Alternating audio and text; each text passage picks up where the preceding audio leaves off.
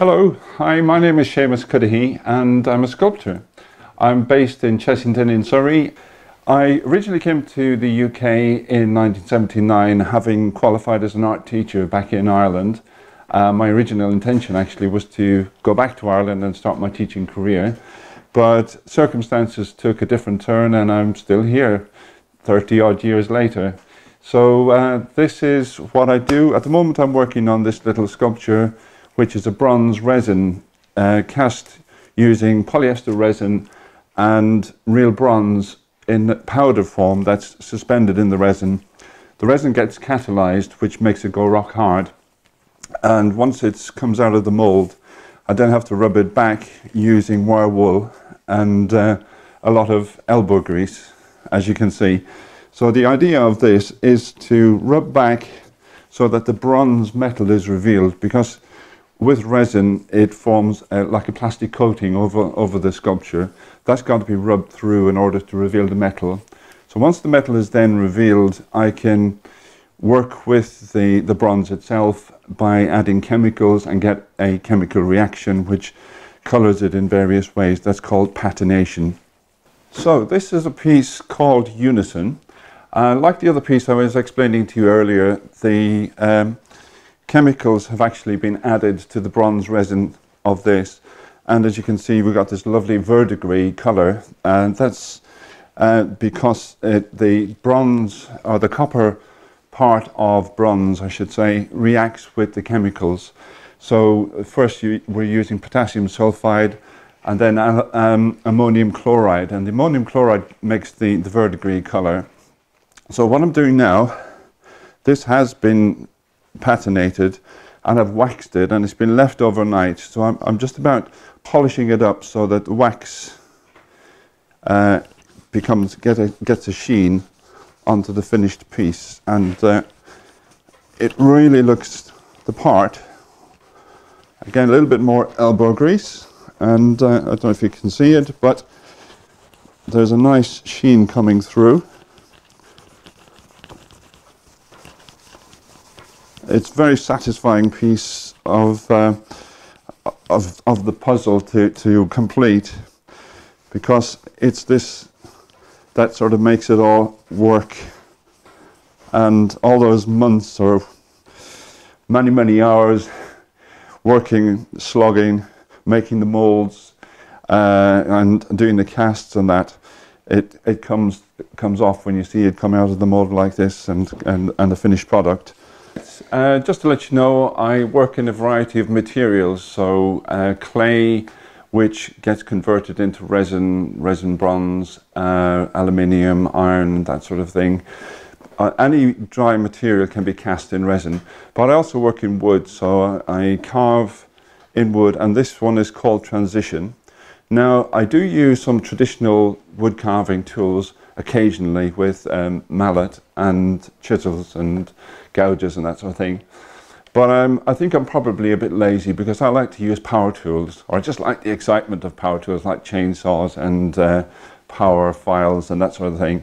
But it's also the efficiency of getting through the material quickly and getting a really nice finish. So this one, I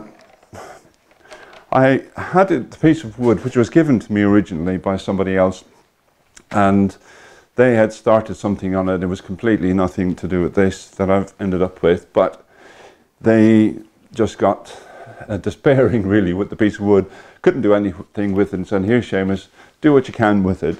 So I took it on and I looked at it for about 2 years before I even actually got a chisel to it. And the inspiration for this came from an exhibition that I was going to get involved in, and the exhibition was called Going Places. So that got me thinking, what about going places? And so when looking at the piece, I wanted to do something to do with life. As human beings, we get born, we live, we interact with our families, and we get old and we die. That's the nuts and bolts of it. But of course, there's all sorts of things that happen in between. So, starting off with a piece of wood, unlike clay, once you take pieces away from wood, you can't put it back again. So So it's a question of, what do I do? How do I attack this? This part here suggested a womb to me in its original form. So what I did was I got a piece of plastiline. It was like plasticine, but it's called plastiline. And it's an oil-based material. So I did my 3D sketches using this material. And this is the sort of sketch of what I thought would come out of the piece of wood. You can see this was a mouth and nose here, but it actually ended up being a whole face in the end product. So a sketch is just that. It's just an idea for how you might proceed. I wanted an interaction between a mum and a toddler. So what I like is the transition from one part to another, and it changes as it goes around. This got a little bit bashed because as I was carving it, I was using this as my reference, and it fell off the post several times and got smashed. So it's a bit bashed around, but I've kept it for reference. So this becomes a nose and a mouth at the back here. And there's also an additional hand. So what I'll do is I'll explain it to you. So it starts in the womb. This is a little sketch, actually, of our youngest son, who's now 27. When my wife was pregnant with him, and at 6 months we had a scan, and there was a fantastic clear vision of his chin. And so I just put that in there. There's a nice little reference to him. And then this is the baby, sort of almost full term, ready to give it to be born. And this is the baby's first breath. So I got the image from a magazine on midwifery, I think it was, that my wife had at the time. And baby held up by his legs, gets a smack in the bottom, and it goes, ah! So that was what I wanted to capture. The other thing is there was a hole in the wood, so I had to do something with the hole. So I thought, okay, let's make a baby's face out of it, and it worked. It seems to work. So this converts then into the back of a mother interacting with her toddler. And then you've got a great big suggestion of a right hand. So the whole thing is loosely based on a psalm in the Old Testament. I think Psalm 139. Part of it says how we were fearfully and wonderfully made and knit together in the mother's womb and held in the right hand of God. So that's the reference to the right hand of God. So then this becomes a nose and a mouth down here, quite smooth to start with, but it gets textured with age, of course. As our skin wrinkles, we get textured. Then we got an elderly person's hand here and a profile or very low relief image of an elderly person's face, and that completes the transition. So it's called transition, and it's basically we're going places from life to death and everything in between. So I hope you like it. So a lot of designs start off with a drawing. In this case, this piece, this is the maquette for it. It's called Faster, Faster. Basically, it's a parent swinging a child around, and the child thinks, "Daddy, faster, faster." It's just not fast enough. I want the thrill. And so we probably all remember doing this to our own children, or as a child being swung around by your parent, if you can remember back that far enough.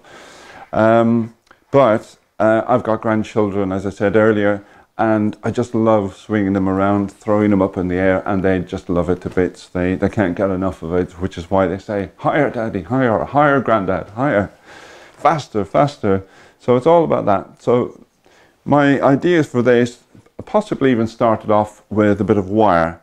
So this is copper wire, which I've bent. It bends very nicely, very easily.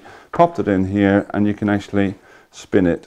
So I'm really into things that move, especially if they're moved by the power of the wind outside, or maybe a motor that's driven with solar power.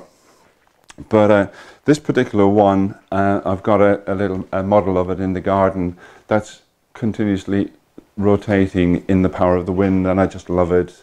When I look out at the kitchen, sometimes I'm washing up, and I just love to see it moving. So you just need a little bit of wind to get it going.